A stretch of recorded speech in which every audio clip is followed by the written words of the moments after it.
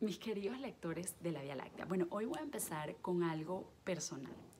Cuando yo era chiquita, una de las cosas que a mí más me gustaba era que mi papá me contara historias. Y digamos que uno de los grandes libros de mi vida ha sido ese libro de historias contadas por mi papá. Porque la oralidad también es una forma de leer. Y un gran libro que atesoro porque es un libro que va a estar siempre en la memoria. Y dentro de todas esas historias, que habían cosas maravillosas, desde cosas de historia del arte hasta cuentos inventados por él, estaban también sus propias historias de cuando él era chiquito. Y una de esas historias era la de cuando llegó la noticia de la guerra a Caracas. Y cómo fue en su casa el revuelo, la noticia de que había estallado la guerra, la Segunda Guerra Mundial, ¿no? Imaginarse todo lo que sintió la gente en ese momento, cuando además, bueno, no había el nivel de comunicaciones que hay hoy en día o que había hace 30 años atrás. El caso es que a mí siempre me intrigaba esa historia de la llegada de la guerra, porque además me parecía otro mundo, ¿no? Venezuela, o esa Venezuela en la que él vivía, era otro mundo. Y de ahí en adelante, entonces él brillantemente conectaba con historias de la Segunda Guerra Mundial. Y entonces, contándome una historia suya, me contaba aquella otra historia.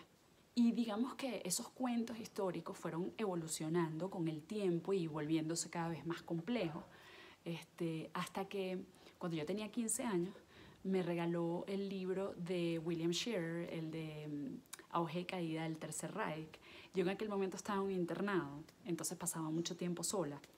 Y ahí fue donde como que yo me terminé de verdad de convertir en lectora, porque fue como el refugio que encontré en ese momento.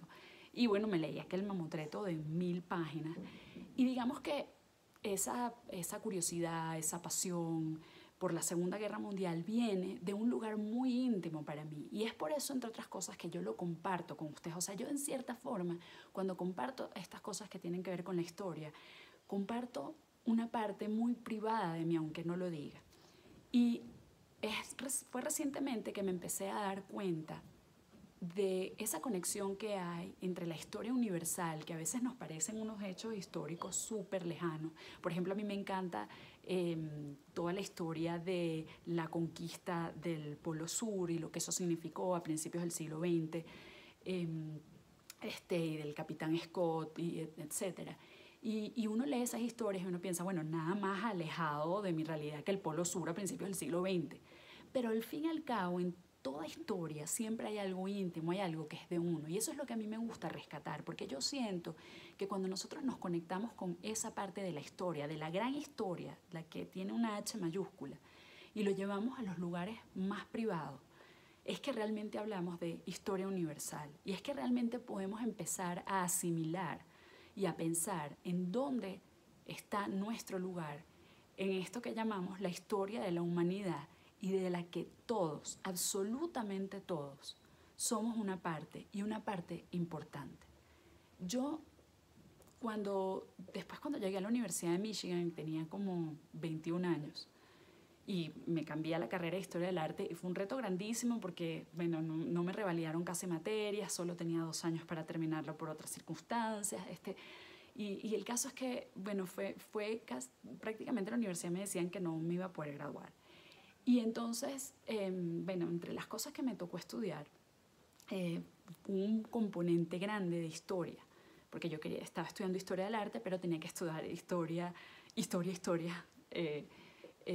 varias materias en un componente grande. Y entonces yo me enfoqué en la historia europea porque es lo que más me gusta, era lo que siempre me había dado muchísima curiosidad, no solo por mi papá, sino porque cuando yo me leí ese libro de William Shirer, al año siguiente me tocó ver historia europea en el colegio, y tuve un profesor que se llamaba Richard Weinbach, y ese profesor me terminó de cambiar la vida.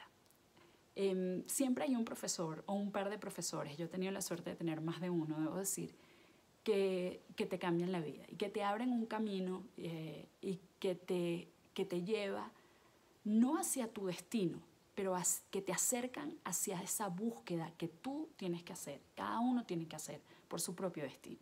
Y eso fue lo que hizo Richard Weinberg conmigo. Él lamentablemente murió hace unos años ya, pero yo en ese momento sabía que la historia iba a ser algo importante en mi vida. Y surgió dentro de mí, o digamos que se avivó muchísimo esa curiosidad, esa pasión, esa cosa indefinible de saber cuando estás delante de algo que es tu destino, que es para lo que naciste, por así decirlo. Sé que suena como un poco extraño o hasta exagerado, pero así lo he sentido y lo sentí en ese momento y lo sentí siempre. Y el caso es que, bueno, yo empecé a estudiar, a seguir leyendo, y pues el camino me llevó entonces hacia la historia del arte, que siempre me ha encantado, y tuve la oportunidad y dije, esto es lo que voy a estudiar, y además era una buena opción para poder graduarme a tiempo, etcétera. Entonces, bueno, agarré ese componente de historia europea porque quería seguir aprendiendo lo que había visto en la clase de Richard Weinberg en el colegio. Y entonces una de las materias que agarré fue justamente historia nazi, y pasé 6 meses estudiando y haciendo trabajos, y la empecé a ver desde otra perspectiva.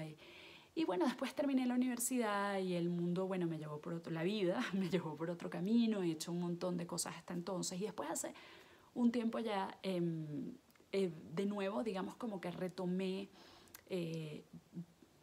me volví a encontrar con la no ficción, así es como me gusta decirlo. Me volví a encontrar con la no ficción porque empecé a hacer ensayos, y a mí me gusta mucho hacer ensayos. Yo sé que mucha gente recuerda hacer ensayos con horror del colegio, y es verdad que no hay nada peor que hacer algo obligado. O sea, creo que hasta comer chocolate o hasta el placer más grande puede ser lo peor en la vida si lo haces obligado, pero a mí me gusta hacer ensayos, me gusta mucho. Y cuando volví a escribir ensayos, tuve el año pasado uno de esos momentos donde has estado toda mi vida. Y volví a trabajar en ensayos y volví a leer historia, y llegó un momento que el catire me dijo, mira, yo creo que de verdad tú tienes que seguir dedicándote a esto, porque literalmente me pongo como un anuncio de Las Vegas cuando hablo de historia, y no puedo parar, y ya veo que esta videocolumna va larguísima. Pero el caso es que lo que yo quería contarles es: ¿por qué comparto historia con ustedes? ¿Por qué comparto los hilos históricos? ¿Por qué comparto las narraciones que les traigo en forma digital, los stories, todo? Porque viene de un lugar muy íntimo. Y fíjense que en estos días, investigando justamente para la próxima narración que voy a montar, estaba viendo unas anécdotas de Stalin y de Churchill y de Franklin Delano Roosevelt, y estoy investigando mucho sobre ellos tres, y son unos personajes, cada uno fascinantes a su manera y con aciertos y desaciertos grandísimos. O sea, no debemos, bueno, a Stalin sí hay que satanizarlo, porfa, porque bueno, creo que matar 100 millones de personas nos da licencia para ello, pero a los otros dos no hay ni que satanizarlos ni que endiosarlos tampoco. Pero el caso es que una cosa que me llamaba mucho la atención es que Stalin se desesperaba trabajando con Churchill y con Franklin Delano, porque decía que no entendía cómo ellos no obligaban, o sea, no imponían sus decisiones en sus países. Y tenían que responder al Congreso y tenían que responder a la opinión pública. Y Stalin, que era un hombre muy leído, por cierto, y eso dice Anthony Beevor, dice, yo no entiendo cómo un hombre tan leído y tan culto no entendía.